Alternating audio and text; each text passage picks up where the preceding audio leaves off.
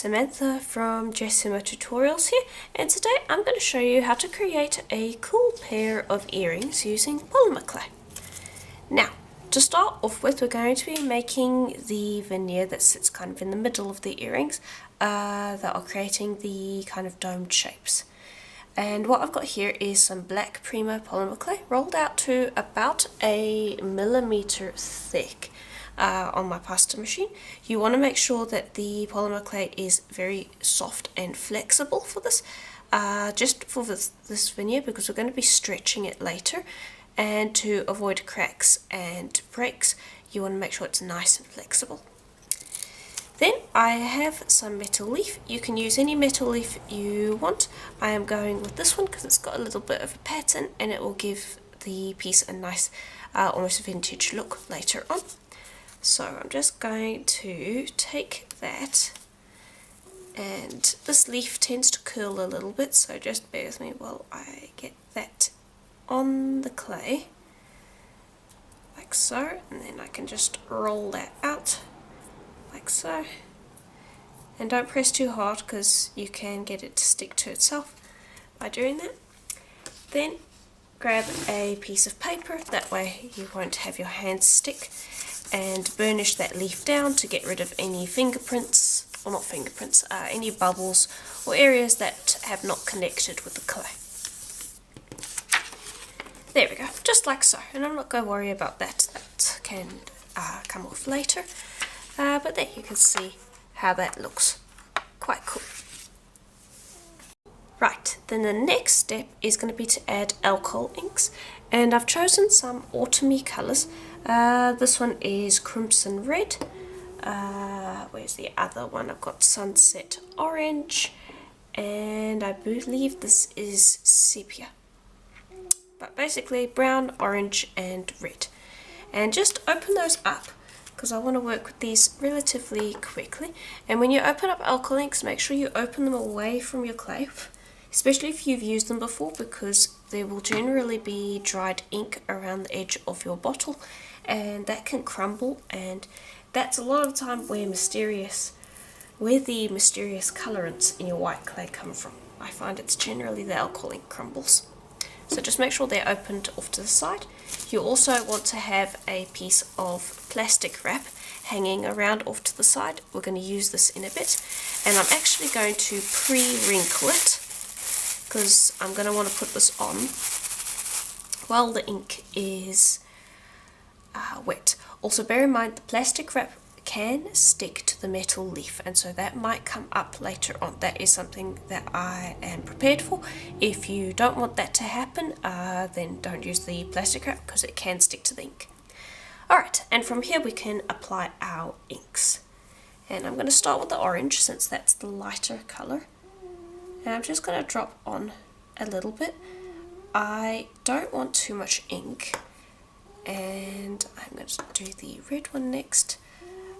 I want to have some of the gold still visible when this is done, so I'm not going to spread these out.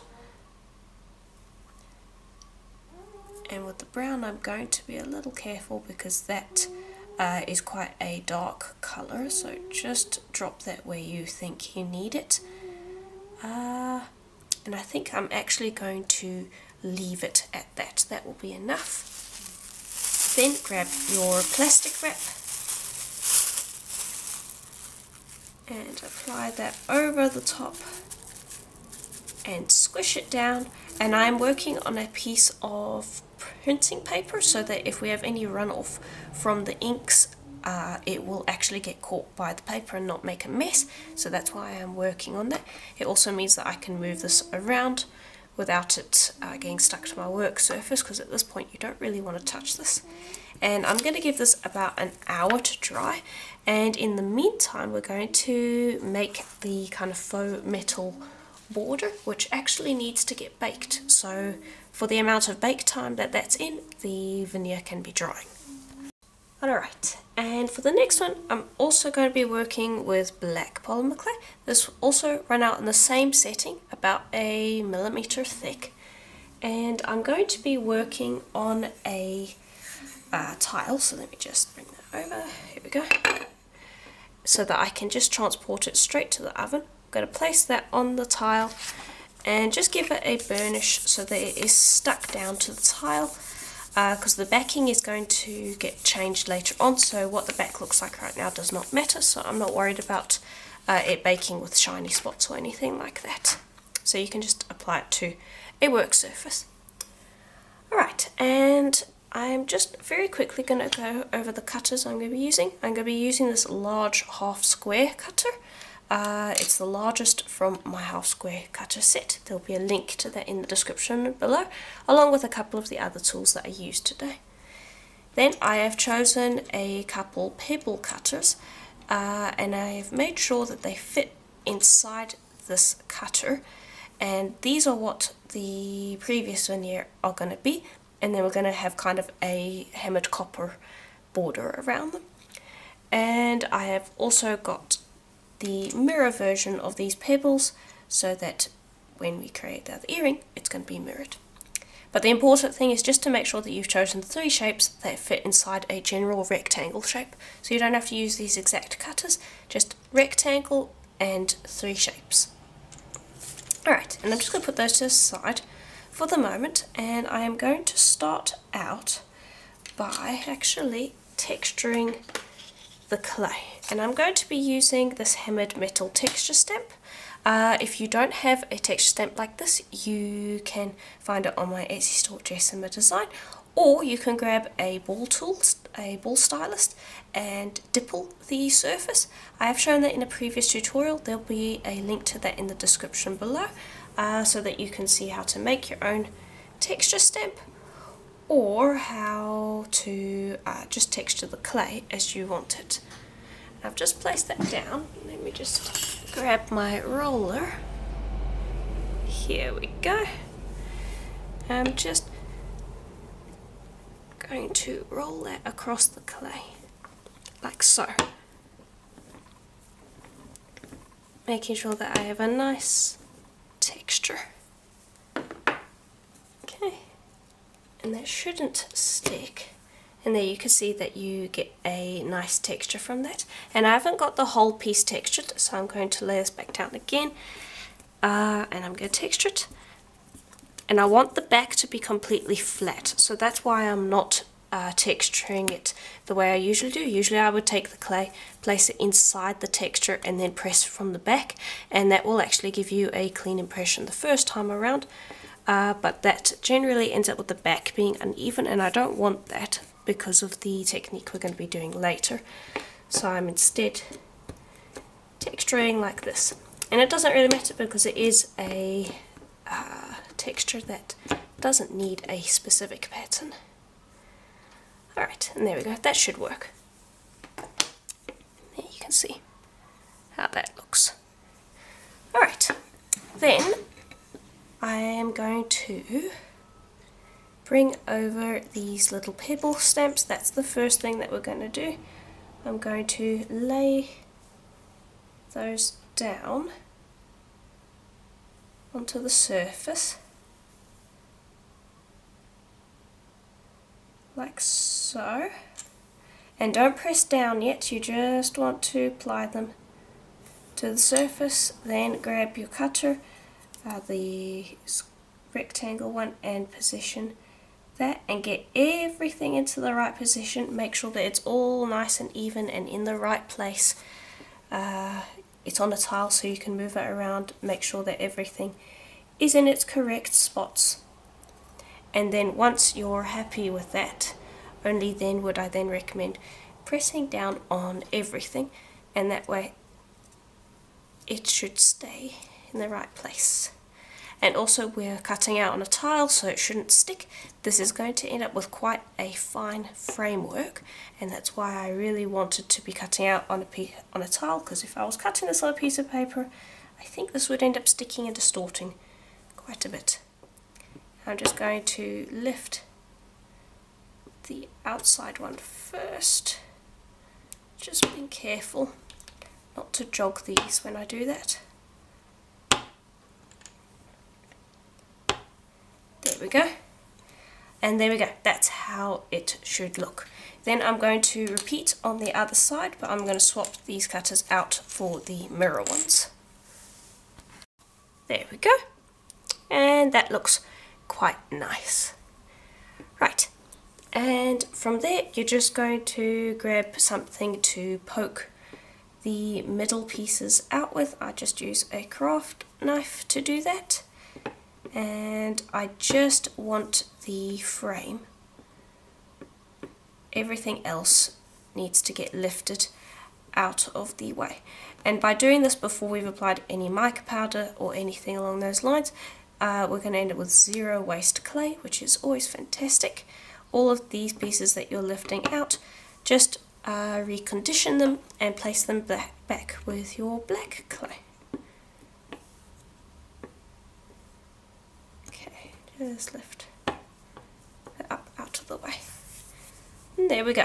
And then that's just going to get baked straight on the tile like that. But before we do that, you're going to grab some mica powder. I've chosen this kind of antique brown or antique copper brown. And that's what you're going to use to dust your piece. Just apply that mica powder and brush that on. And when you're applying mica powder, it is important to first dust the whole piece, but then don't stop there. You want to actually burnish it because that embeds the powder further into the clay and gives it more durability. Like at this point, the whole piece has been covered and you technically could stop, but at this point I like to grab a softer brush because I don't want to mark my piece. So let me just bring that over. Here we go. Get a nice big brush and then just brush around the whole piece in a round motion. It's going to give you a shinier finish as well. It's going to brush away any excess powder and it is going to help embed that powder, which means that you don't have to worry about sealing them as much. I highly recommend doing this whenever you're using any kind of powder. There we go. And you can see there that that gives a very shiny finish. Then that's going to go into the oven for half an hour at Primo's recommended temperature, and while that is baking, the alcohol ink piece will be drying, and then we can combine everything together when these are cooled. Okay, and here is how they should look once they're out of the oven. And you can see there that the backs bake really quite shiny because they were on a tile.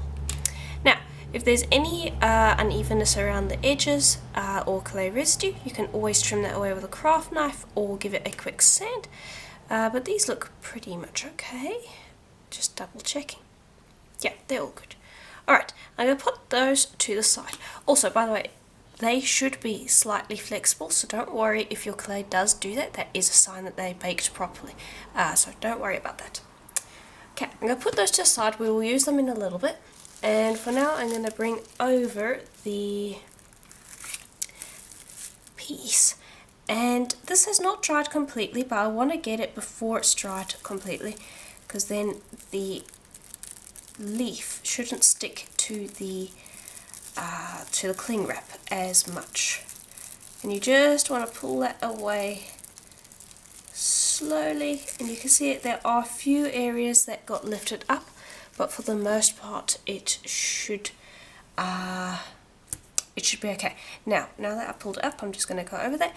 In the areas where the alcohol ink dried completely, that will bind the metal leaf with the cling wrap. So you want it to dry just enough that the alcohol ink moves around, but it's almost pasty, and you can do that by just touching the cling wrap a little bit, and this is the pattern that you should end up with.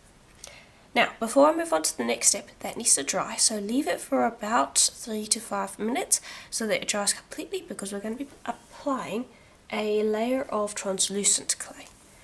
And that you want to roll out on the thinnest setting of your pasta machine, and that's what we're going to apply, but you don't want to do that on top of wet ink, because then that's going to cause air bubbles when it bakes. Okay, and that should be long enough. Now, just take your translucent and place that over the top like so, and then smooth it down to press out all the air bubbles so that you don't have any of that trapped in there. And I would also recommend just grabbing a piece of paper and giving it an extra burnish to really make sure that you have a good bond between all the layers. Okay, and that should just about do. And you should be able to see the image through the translucent. Now I'm going to trim up the edges. Where's my blade? I've lost it. Well, I'm sure it'll turn up somewhere. I'm going to use up the backup blade because I can't find the other one. But I'm just going to trim up the edges because I want to make sure that anything that I use is the pattern that I've created, and a lot of the time the translucent hides your view just enough that you can end up having a corner that isn't quite right. Right, and I'm going to lift that up off the paper and put that to the side. And this is not thin enough for my liking anymore. I want to bring it back down to a millimeter thick. So I'm going to use my roller. I'm not going to put it through the pasta machine because there's a risk that the pasta machine could end up pulling either the layers apart, or you can sometimes get residue from previous projects from the pasta machine. So I instead like to use my roller, because that way I can keep an eye on it to not have any issues. And this is going to crackle the metal leaf as well and bring out a little more of that black. It also will thin the translucent a bit, and it will bond the layers together even more. So all around a good thing, but I want it to be about a millimeter thick, otherwise I can't do what I want to do with it. Alright, let's see, that feels nice and flexible. It should feel good, flexible. I don't want to stretch the image out too much.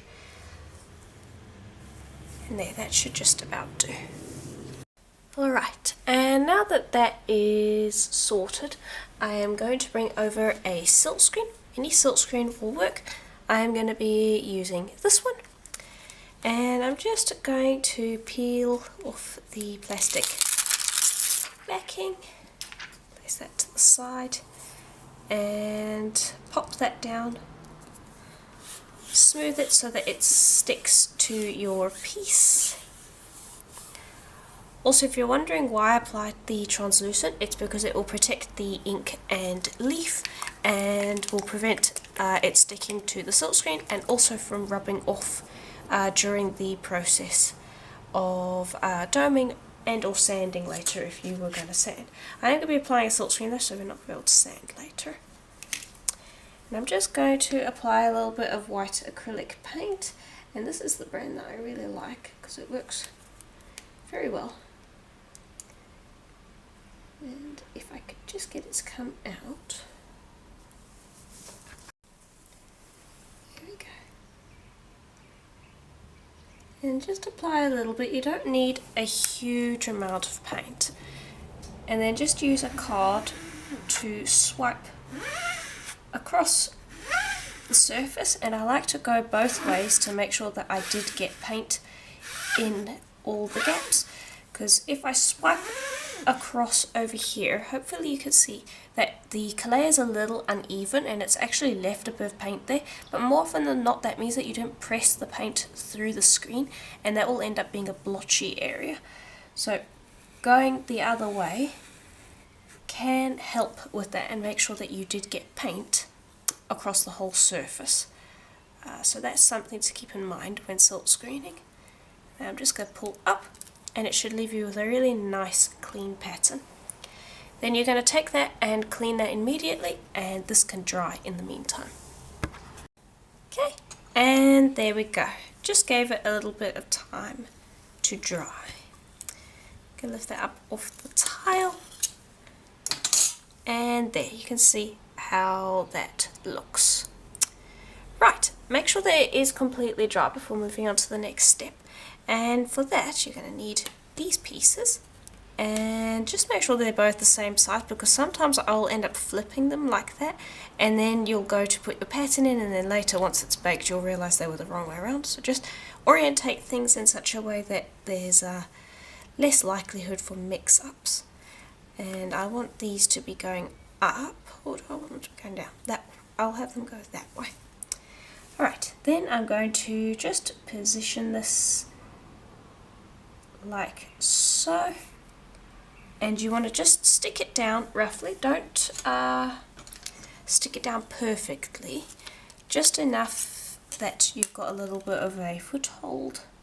And then I like to trim around the outside, leaving a little bit of extra clay for me to work with. I'll put this to the side and make the other one in a bit. Okay, and then I'm just gonna lift this up. If it gives you trouble, you can always lift with your blade. And then just center that so that you are happy with how it looks visually. Alright, and then press on the edges, not on this, on the inside parts, just around the edge so that you stick the clay to the edge. If you don't feel like it's going to stick, you can always apply a little bit of liquid clay. And then what you want to do is you want to position your finger over the little bumps and just press on them like so. And what that will do is it will start forcing the clay to dome a little bit. And that's what it looks like from the back, and then this is what it looks like from the front. I'm just pressing, and you just want to very gently work it. This is why you want the clay to be nice and soft, because then it will move easily and you won't have to worry about it cracking or breaking. And all that's going to do is you're pushing it up and you're going to create a soft domed effect. And then once that is done, then we're going to trim the edges. Alright, there, hopefully you can see there how that looks. And sometimes it can be a little hard to get in here. What you can do is you can use a tool. A ball stylus will work, or you can use something like this, and you can get in there and just be very gentle, because you can apply more pressure with a tool than your fingers very easily. And you can use that to just kind of get that dome finished completely.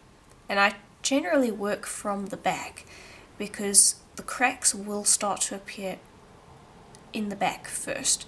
So if you're working from the front, you want to make sure that you check the back constantly so that you don't accidentally miss a crack that's forming. Like there is one forming over there. And I think this is just about done.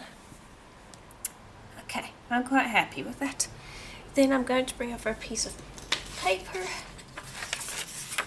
because that's what it's going to be baked on. And what I'm going to do is I'm just going to press that down onto the paper, being careful again not to press on the actual domed spots, just the actual baked areas. Okay, and that's going to press it down onto the paper and give me a nice clean finish. And then just use your craft knife to trim around the edges like so. And the back is going to be black. You could apply mica powder if you wanted to by lifting it up off the paper at this point, but I'm happy with it just being black. Okay, and then everything I'm doing here you would repeat with the other one, like so.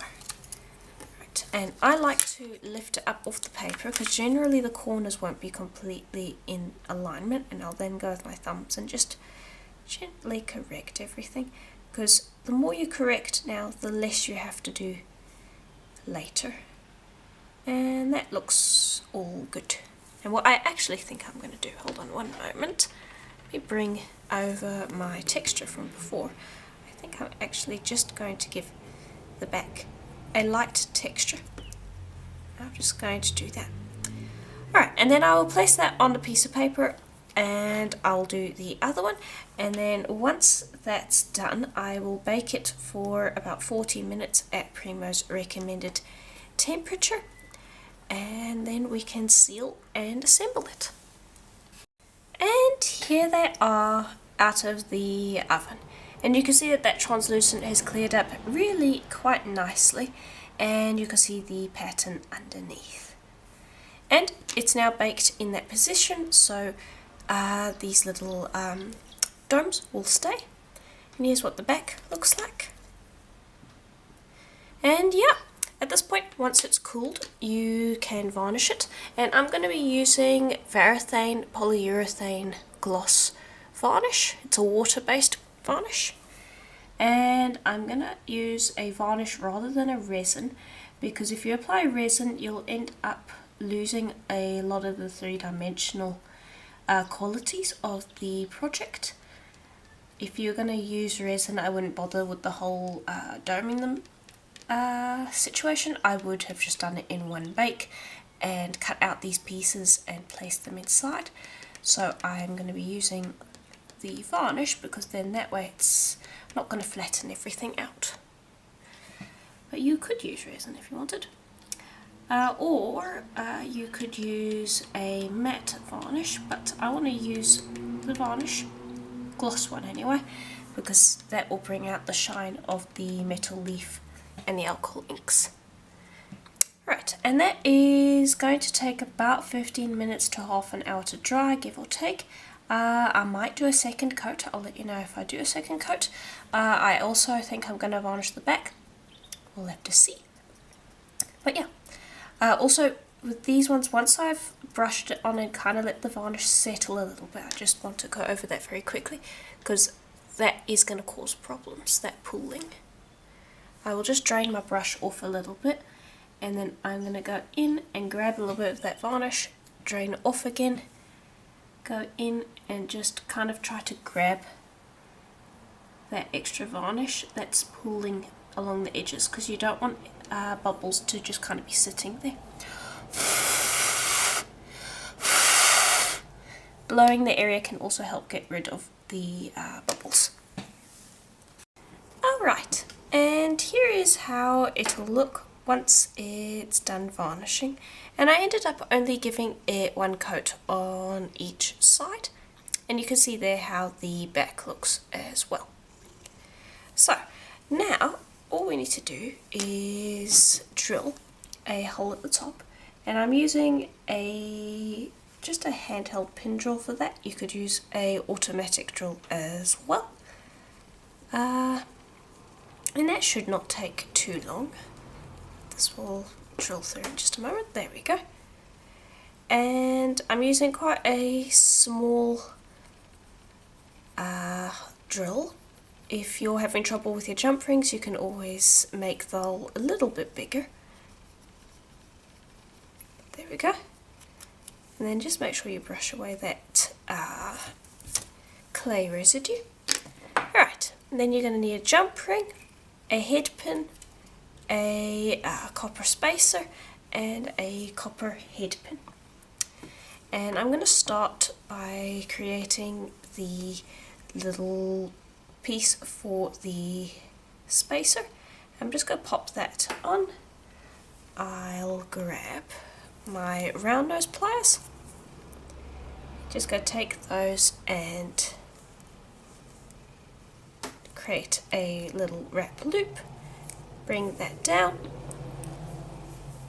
Grab my pliers and just snip off most of that extra wire. Make sure you hold it before you cut it, because you don't want it pinging off into nowhere. And there we go. And this unfortunately did kind of go off to the side. And you're just gonna pop another wrapped loop, well, not a wrapped loop, just a regular old loop down like so, and then just make sure that those are lined up with one another nice and straight. Okay, and then those are all the components. So then you're going to grab the jump ring, open that up, and you're going to pop that through your hole in your piece, and this should fit. I did measure. There we go.